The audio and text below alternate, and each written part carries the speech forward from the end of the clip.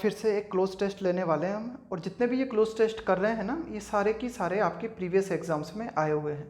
तो इस cloze test को करने के लिए भी पहले क्या करेंगे, आप मेरे साथ साथ करेंगे। सबसे पहले आप अपने से वीडियो को आप रोक दिया करें, बीच में पॉज कर दिया करें और अपने से सॉल्व करने की कोशिश करें। इसके बाद जैसे जैसे मैं बताता हूँ ना, उसी तरह से जो है देखने की कोशिश करें।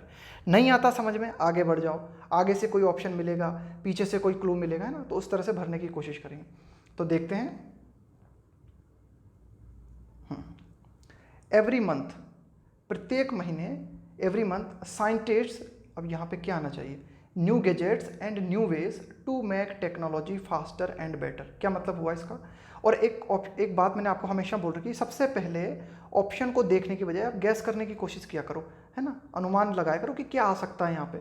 और फिर अगर आप जो गैस लगाया है वो आपको ऑप्शंस में मिल जाता है ना, तो ये मानो 100% वही उत्तर होगा आपका।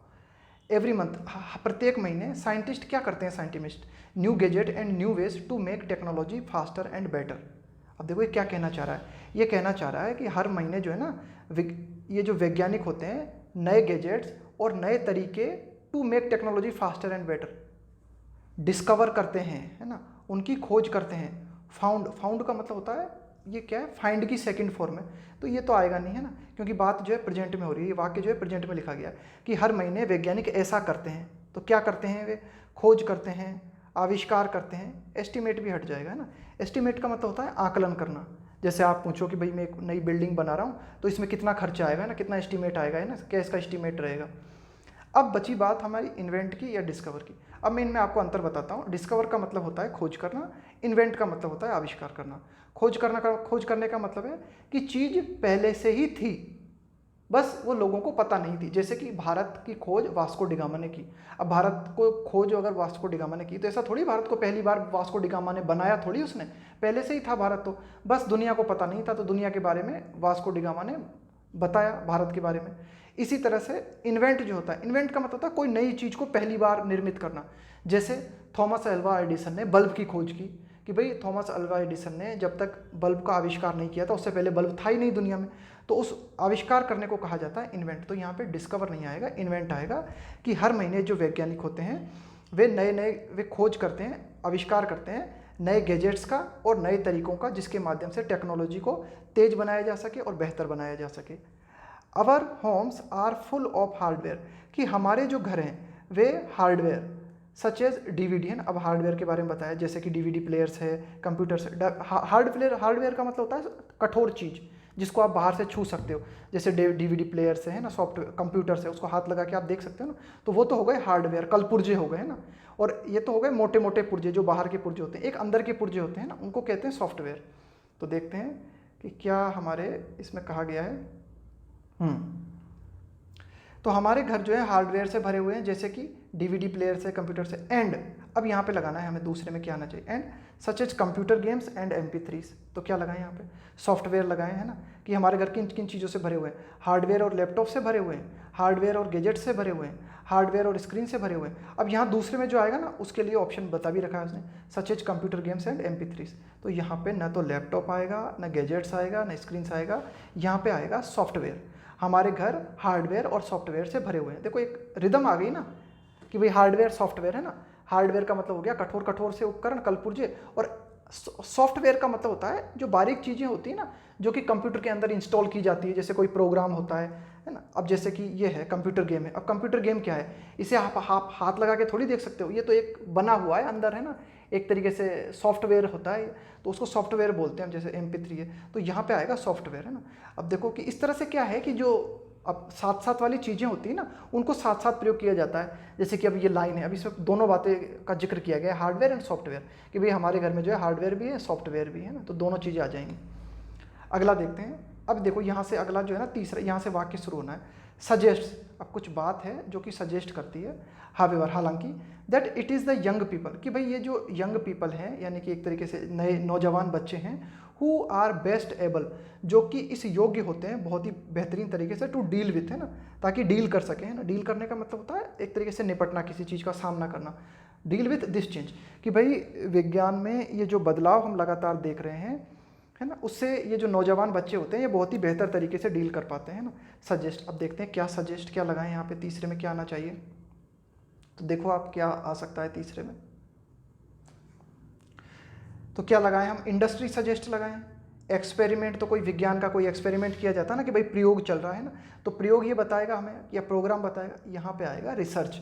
आपने पढ़ा भी होगा, अगर आप न्यूज़पेपर पढ़ते हैं ना तो न्यूज़पेपर में आती रहती है इस तरह की बातें कि भाई एक तरीके से रिसर्च बताती है ना, कि ऐसा ऐसा हो रहा है, कि ऐसा ऐसा हो सकता है। रिसर्च बताती है कि जब बच्चे टीवी देखते हैं तो उनकी सेहत पर क्या असर पड़ता है। तो इस तरह से आपको अगर इस तरह से मेरा कहने का मतलब है कि अगर आप न्यूज़पेपर वगैरह पढ़ते हो ना तो आपको आपकी क्या है कॉमन सेंस डेवलप होती है, आपको पता चलता है कि कौन सा शब्द कहाँ प्रयोग किया जाना चाहिए। तो यहाँ पे आएगा रिसर्च, कि रिसर्च सजेस्ट है ना कि भाई अनुसंधान जो है, खोज जो है वो ये बताती हैं कि नौजवान बच्चे जो होते हैं वो बेहतर तरीके से इस बदलाव को जो है संभाल पाते हैं। वेर एज, जबकि, है ना, टीनेजर्स हैव नो प्रॉब्लम, कि जो टीनेजर्स होते हैं यानी कि ये जो यूथ होते हैं ना, बिल्कुल नौजवान बच्चे होते हैं, उनको कोई दिक्कत नहीं होती, हैव नो प्रॉब्लम। क्या लगाएं यहाँ पे, इन्वेंटिंग ए डीवीडी प्लेयर, डीवीडी प्लेयर को इन्वेंट करने में, डीवीडी प्लेयर को एक्सप्लेन करने में, डीवीडी प्लेयर को डिस्कवर करने में, या फिर डीवीडी प्लेयर को ऑपरेट करने में।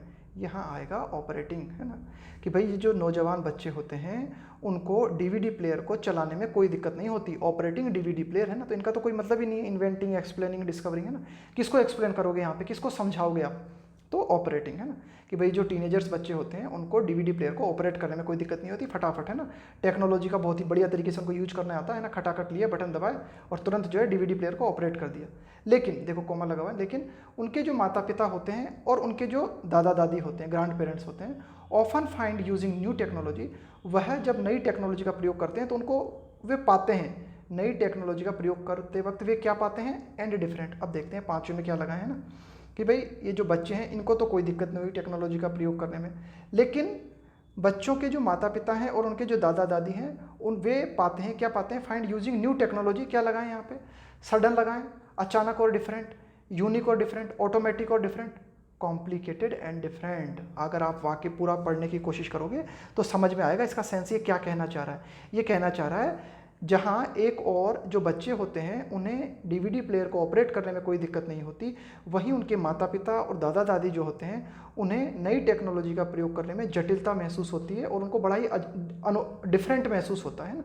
They find using new technology complicated, complicated का मतलब होता है जटिल, है ना, तो ऑटोमेटिक, यूनिक और सडन, है ना, इनका कोई मतलब नहीं है यहाँ पे आ जाएगा they find using new technology complicated and different, है ना, वे बहुत ही जटिल पाते हैं नई टेक्नोलॉजी का प्रयोग करने को।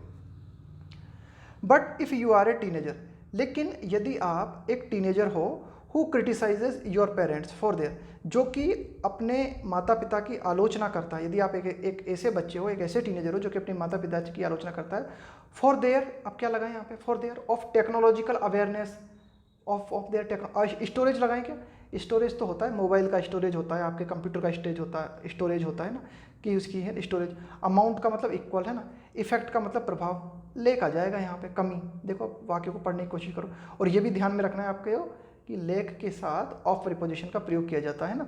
लेक ऑफ का मतलब है किस चीज़ की कमी है आपको, कि यदि आप एक ऐसे बच्चे हो जो कि अपने माता पिता की आलोचना करता है, क्यों, for their lack of technological awareness, कि भाई आपके माता पिता को टेक्नोलॉजी के बारे में सही जागरूकता नहीं है, आपके माता पिता को टेक्नोलॉजी की जो है ना अच्छी तरह से पता नहीं है, तो उनकी ये जो टेक्नोलॉजी की जागरूकता की जो कमी है इसको लेकर यदि आप उनकी आलोचना करते हो ना तो ये अच्छी बात नहीं है। Don't be too hard on them, उनके ऊपर ज़्यादा सख्त मत हो, उनके ऊपर कठोरता मत बरतो इस बात को लेकर कि आपको तो टेक्नोलॉजी कुछ आता जाता ही नहीं, कुछ पता ही नहीं है ना, आपको तो टेक्नोलॉजी की बहुत ही ज़्यादा कमी है, तो लेखा जाएगा यहाँ पे। अगला देखते हैं, सम टाइम, आगे क्या कहा गया है कि सम टाइम, अब क्या लगाएं, सम टाइम, द फ्यूचर आ रहा है यहाँ पे, क्या आता है, ऑन द फ्यूचर होता है क्या, at the future, to the future, in the future, एकदम करेक्ट हो जाएगा, है ना, some time in the future, है ना। देखो आप वाक्य पढ़ोगे तो समझ में आएगा पूरा, some time in the future, कि हो सकता है आगे आने वाले समय में, इन द फ्यूचर भविष्य में, है ना, कभी जो है भविष्य में, when you have got children of your own, जब तुम्हारे खुद के बच्चे होंगे, योर, अब देखो क्या लगा है यहाँ पे, your ability to deal with new technology will probably, your talent to deal with new technology will probably, your possibility to deal with new technology, या योर मास्टर को हटाओ, पॉसिबिलिटी को हटाओ, टैलेंट को हटाओ, एबिलिटी लगाओ, क्यों, देखो समझो यहाँ पे, भाई टैलेंट का मतलब तो क्या होता है, टैलेंट का मतलब तो होता है प्रतिभा, है ना। किसी के अंदर जो है बहुत ही ज़्यादा, किसी के अंदर गणित के सवालों को हल कर लेने की प्रतिभा है ना, किसी को जो है अंग्रेजी बहुत अच्छी आती है, अंग्रेजी का टैलेंट है, किसी के अंदर गाने का टैलेंट है, उसको बोलते हैं टैलेंट, है ना। मास्टर का कोई मतलब नहीं है ना।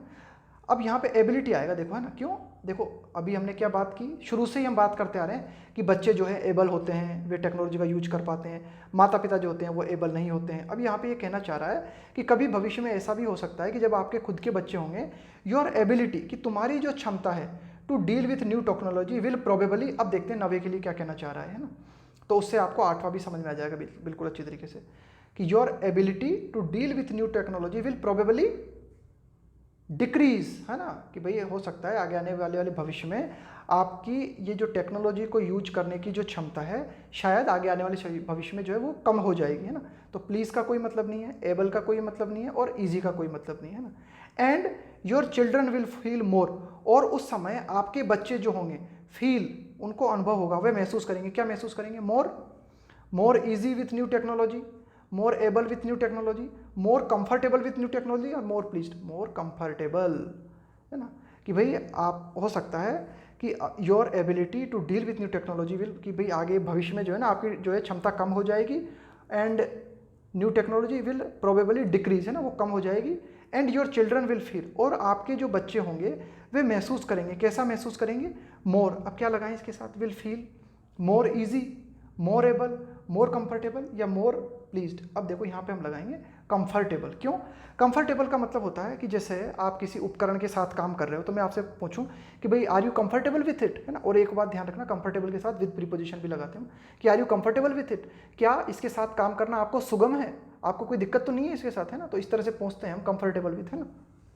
तो ईजी विथ नहीं होता है ना, कि आप इसके साथ सुगम हो, क्या इसके साथ काम करने में कोई दिक्कत तो नहीं है आपको इस उपकरण के साथ में, तब हम प्रयोग करते हैं कंफर्टेबल विथ का, ना ईजी विथ नहीं आएगा ना। तो एबल विथ का भी कोई मतलब नहीं है ना, एकदम जो सेंस है ना, प्लीज्ड का भी कोई मतलब नहीं है। कंफर्टेबल विथ जो है यहाँ पे एकदम पूरा सेंस देगा, एकदम सही है ना, कि your children will feel more comfortable, कि भाई आगे आने वाले समय में, अभी तो आप अपने माता पिता पर चिल्ला रहे हो, लेकिन जब आगे आने वाले समय में आपके खुद के बच्चे होंगे और आपकी जो क्षमता होगी टेक्नोलॉजी को यूज करने की वो कम हो जाएगी, और आपके बच्चे जो होंगे वो टेक्नोलॉजी को यूज करना बहुत ही आसान पाएंगे, बहुत ही सुगम पाएंगे। तो उस सुगम के लिए हम लगाएंगे यहाँ पे comfortable with new technology than you do, तुम्हारी वजह, है ना। देन यू डू का मतलब यहाँ पे तुलना करके बता रहे हैं, तुम्हारी वजह है।